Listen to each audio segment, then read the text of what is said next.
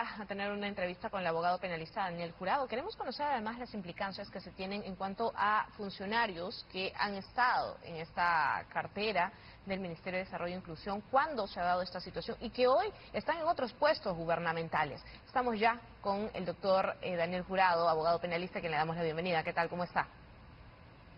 Muy buenos días, Fátima. Siempre es un gusto poder estar con ustedes. Gracias a usted. Bueno, ¿cuáles son las implicancias de esta situación que se ha denunciado en Cuarto Poder para quienes aún permanecen en el poder dentro de algunos puestos gubernamentales, como por ejemplo el señor Freddy Hinojosa o también el señor Víctor Salazar, que hasta donde hemos podido rastrear hasta hace poco estuvo en Produce?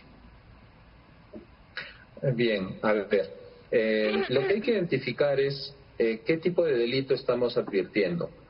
Evidentemente, al ser Caliwarma un programa del Estado que licita, o mejor dicho, somete a una compra pública la posibilidad de poder proveer y distribuir estos alimentos a algunos particulares, como en este caso la empresa Frigoinca, lo que vemos es un proceso de contratación pública. Por lo tanto, en ese escenario, lo primero que se va a investigar, y entiendo así se está haciendo, es la posibilidad de la existencia de algunos delitos de corrupción. Por ejemplo, el delito de colusión agravada, que sanciona con una pena de 6 a 15 años al funcionario que se colude con el particular para perjudicar al Estado. En estos casos, evidentemente, es fácil advertir que se puede haber perjudicado probablemente en cuanto a montos, pero principalmente en cuanto a los productos, a las entregas de productos que se estuvieron dando conformidades como si el producto fuera el que realmente corresponde, sin embargo se estaba entregando un producto defectuoso, ¿no? Entonces, en este escenario es que es el primer punto de partida. Sin perjuicio de eso, hemos advertido también que ha habido inspecciones a raíz de denuncias de padres de familia, alertas, en las cuales se ha visto otro tipo de comportamientos adicionales, ¿no? Por ejemplo, en el Dominical se advertía que la señora entrevistada indicaba que cuando habían estas alertas, para poder sobrellevarlas, se pagaba, ¿no?, un monto adicional. Esto estaría en curso en el delito de cohecho, respecto de los funcionarios públicos que hubieran recibido alguna dádiva, ¿no?, eventualmente hubieran recibido algún beneficio económico para infringir sus funciones de supervisión o de sanción respecto de la empresa. Entonces ahí estaríamos inmersos en un delito de cohecho pasivo genérico, ¿no? Ahora, también se ha podido advertir, por ejemplo, la creación de resultados fraudulentos, ¿no?, de pruebas de laboratorio que han sido manipuladas, los cuales también podrían denotar un delito contra la fe pública, y principalmente, creo yo, el delito que más se adecúa a esta investigación será el delito regulado en el artículo 287 y 288, que es adulteración de alimentos y bebidas expendidas para el consumo humano, que van con una pena en el 288 desde 4 hasta 10 años, ¿no? Evidentemente se tiene que delimitar en el contexto de la investigación si es que este era un hecho aislado, si es que se produjeron varias contrataciones en favor de esta empresa, si es que ha habido algún tipo de direccionamiento continuo desde la propia entidad o desde algún grupo específico de funcionarios en el marco del cual se podría eventualmente pensar en una imputación por organización criminal. Esta imputación tiene requisitos estrictos, sí, pero cuenta con el apoyo importante de una persona que, arriesgando sí su integridad y la de su familia, ha brindado información relevante para poder destapar esta serie de irregularidades. Por lo tanto, corresponde de parte del Estado brindarle toda la protección necesaria a esta testigo que eventualmente, al parecer, se va a someter a una colaboración eficaz para evitar que sufra represalias, ¿no?, y que se pueda seguir esclareciendo este hecho, principalmente contra las personas que han intervenido en esos tiempos, porque recordemos que son hechos desde el 2019. Sin embargo, hay que tener en cuenta que si se identifican hechos posteriores, ¿no?, de la misma naturaleza a partir de 2020, recordemos que a raíz de la pandemia se ha, digamos, vuelto mucho más rigurosa la regulación. Se ha elevado muchísimo la pena incluso por encima de los 20 años, cuando se utiliza o cuando se realiza una colusión agravada, pero utilizando bienes o perjudicando dineros que han sido destinados para asistencia social, que es precisamente este tipo de programas de asistencia social como Caliwarma, los que el Estado provee para poder cerrar algunas brechas desfavorables. Sí, en marco de ello, en otra línea, ¿qué pasa si se confirma a ciencia cierta además que estos productos terminaron intoxicando a una gran cantidad de niños en Puno, como lo vimos hace unos meses atrás?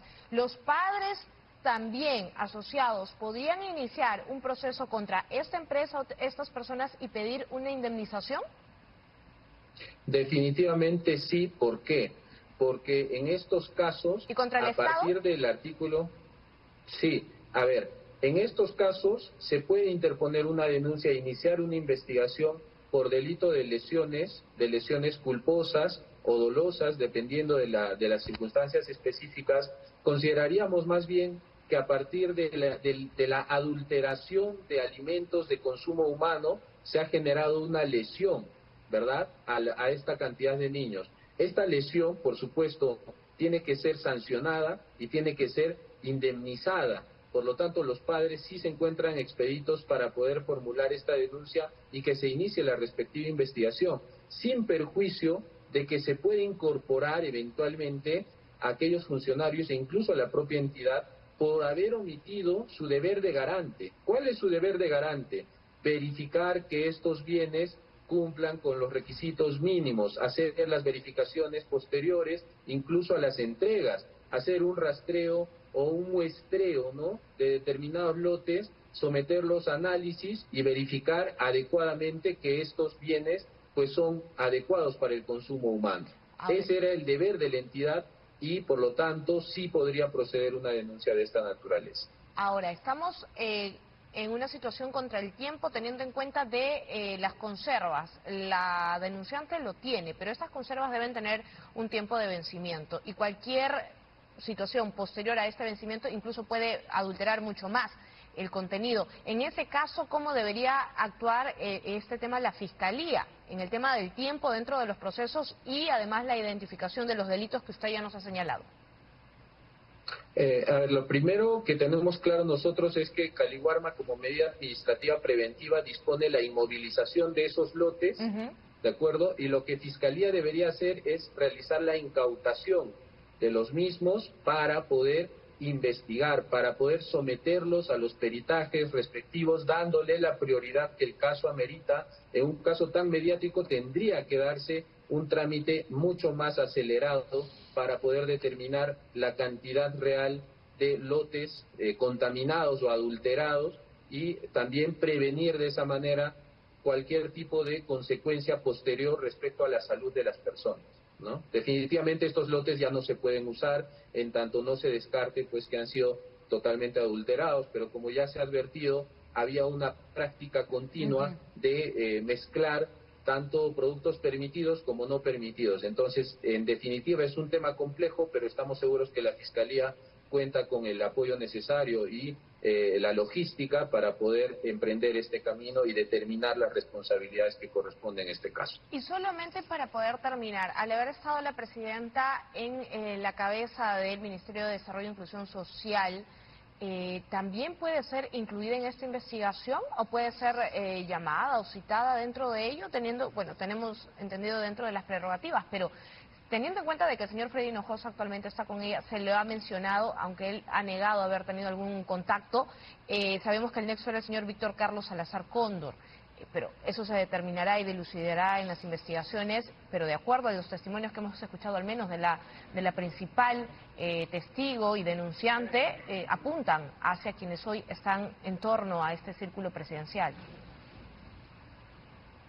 A ver, sobre el particular, para efectos de investigación, lo determinante va a ser si estas personas, al momento en que ocurrieron los hechos, tenían o ocupaban algún cargo vinculado primero al sector y en específico a la entidad.